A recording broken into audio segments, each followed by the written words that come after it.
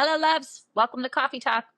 Today's episode is for anyone who is feeling a bit overwhelmed with this thing called life. I'm sure none of you are relating to that right now. Feeling like you have to do it all, you got to be it all, you got to have it all together all the time with all the other things that are going on in life, right? And you're just kind of flat out exhausted or, like stuck in this cycle of trying to be perfect and you just want to live. I see you. And I want to start with a question for you. When was the last time that you really felt turned on by life and tuned in to what you really needed? Turned on and tuned in.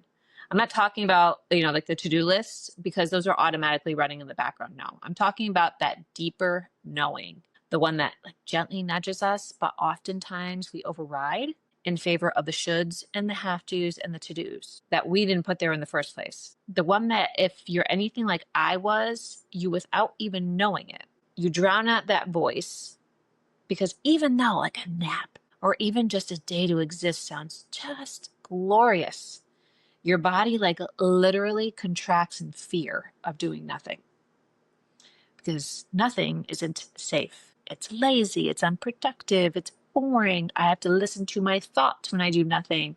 It's a waste of time. I should be working on that project. I should be going to that event tonight. I should be signing up for that new course. I should go do that thing for my sister that I said I was going to do. I should help her with that. You should.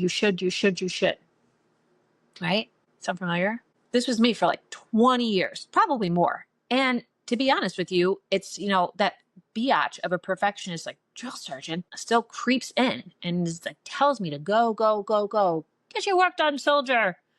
And now, thankfully, instead of just going and going and going, I'm able to, pause and breathe and let myself know that the work is never done. It's never freaking done. But here's what's going to be done today. Here's what's done for today. And I'm okay with that. I'm at peace with that. I can now see where that perfectionist can be my superpower to excellence, but where it can also be my demise and my role in being able to choose between the two, right? So it's how can we spot these things, be okay with them, and then make that choice? I just say, being a perfectionist is not inherently bad. None of this is bad or good, but these are the things that are running the show subconsciously. It ran my show and it helped me achieve a lot of great things, but it also fucked me up, right? So just know this is not me saying, oh, no, you shouldn't be this, you shouldn't be that. No, this is me just saying this is what is happening. These do exist. These identities, these strategies are there and they're contributing to this overwhelm sometimes, right? It's not, we can know all the things, we can make the effort to make the change, but we have these patterns running the show. And for so long, when I wanted was to do literally nothing, I would feel that constriction in my center and in my throat, and my shoulders would tense. And that was just my body's way of saying, that's not safe. Doing nothing is not safe.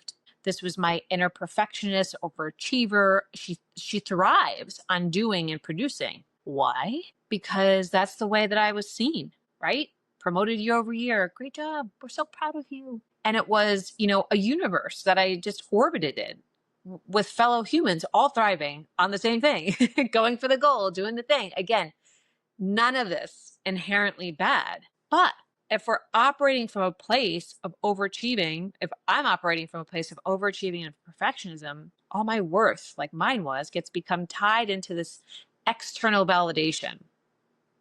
And it's not only fleeting, but it's incredibly overwhelming, because I felt like I was constantly chasing, just oh, I gotta do the next thing, I gotta do the next thing. And that anxious energy led to a lot of just fear-based choices, dysfunctional relationships, and a lot of wine, a lot of wine. For example, I remember there was this presentation when I was working full-time in my marketing agency days, and it came up kind of last minute. And I had plans to go away for the weekend, but this presentation had to get done. And I chose to cancel that trip. Did I have to? No. Did I let the fear of if I didn't get that presentation done and the potential disappointment of, disappointing my boss or the client get in the way because, oh my God, what if I got fired? Did that override everything? Yes. Did I even think to pause and ask for help? No. So I canceled my trip and I got it done and I got praised for it. and further validation that, sacrificing myself for the price of getting the job done and being seen is good. And now, like, very hindsight 2020, right? If I had taken the time to just pause, get quiet, tune into that inner voice, the one that's like whispering, I might have come back to the client and, my manager had said something like, I'm going away this weekend. Here's what I can commit to working on. And here's from time to time, I'm going to do this. And I feel confident that I can get like this part done. And then I'll need help with this piece. And I may have been nervous to do this, but when I pause and connect to the emotion that's underneath like that kind of nerve, it's more like here. It's coming from heart, caring, love, excitement, versus on the flip side, that nervous constriction, fear that's tied to, what if I get fired? What if I disappoint? That's ego. That's tied to shame, guilt, etc. And if I was able to share like that kind of feedback, that very honest feedback that this is what's happening for me today, uh, most likely my manager would have understood. And then I'm telling her I matter too, right? My life and my needs come first. And I'm also willing to get the job done, but I'm going to need help from the team. So when I just canceled my trip, I sent the message, I put the company first to get it done. Is anybody relating to this, right? It's like that initial fear that just catches us and we can get like stuck in it, versus if we just wait, if we just center ourselves, if we just take the moment to think about it, we can get to the other side in a calm, just more centered, heart-centered way where we're able to, kind of advocate for ourselves more in this particular instance. So how do you find peace? Where do you find the balance, right?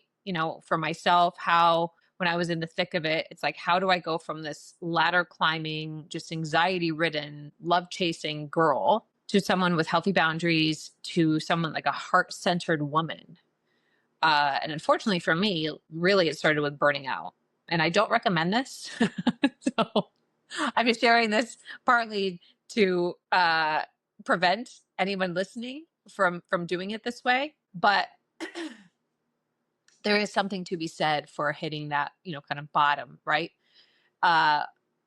Because even though I was starting to really know and catch the override of my intuition, it was still really hard for me to choose the other thing that is not my go-to. So my body wound up just, beautifully as it always is, keeping the score. Essentially was like, oh, we're done here. That's it, woman. And if you won't listen, I'm just going to put you down for the count. And then I had to make some space. I had to make some space for that voice. I had to make some space for me. And I sought out hypnotherapy, breath, meditation, journaling, sound healing. I shut off a lot of distractions. I shut off my TV. I stopped watching TV. And I sat in discomfort of it all, right? And then I started to get really just curious. I listened to outside voices far less and tuned in more to that inner voice, the one that I had tuned out for so long. And this is a big piece. I really allowed it to be messy and just accepted myself as this imperfect person and just surrendering to this idea that I had to fix myself. And I spent some time traveling and I just rested unapologetically. And I did this really beautiful process called desire mapping, which really helped me gain clarity on like what it is that I truly want. And I think that this is a big piece. It's like, do we even know what we want? Do you even know what you want? It's not, it sounds so obvious. Like, of course I know what I want, but do you? I didn't. I thought I did. But what I thought I wanted was connected to things that weren't even mine, right? That it wasn't even mine. It was what I thought I needed to do in order to be successful.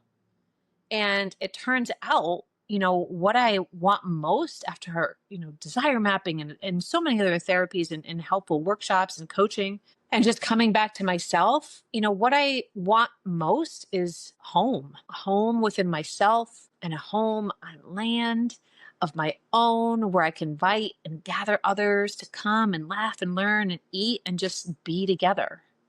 Like when I close my eyes, I see my home and it's a full body, like, yeah, let's do it. I see the gardens. I see I feel the love. I feel my feet on the grass. I'm like, oh, I feel my partner. I see my partner. It's there and it's so close. And it's just like full body. Let's do it. It feels like sexy and juicy and yummy and all the things. And that is how life, in my opinion, should feel. And within that, it's going to be hard, right? It's going to be hard. It's just, that's just the way it goes. But when we can turn ourselves on and get really connected to what it is that we actually want, that's the money.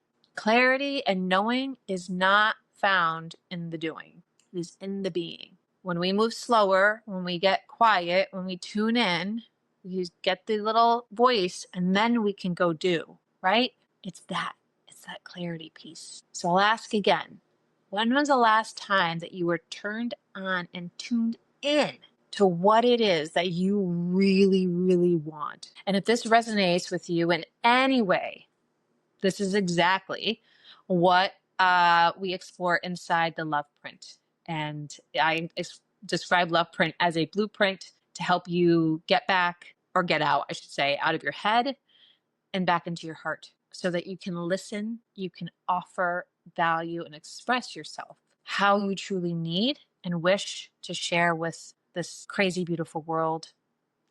And we launch on July 23rd, and I would love to have you there. And this is an intimate container, so only 12 spots are open, and you can head to lifeincolor.online to learn more. Link in show notes below. And in our next episode, I'm going to be speaking more on the pillar of offering, and I can't wait.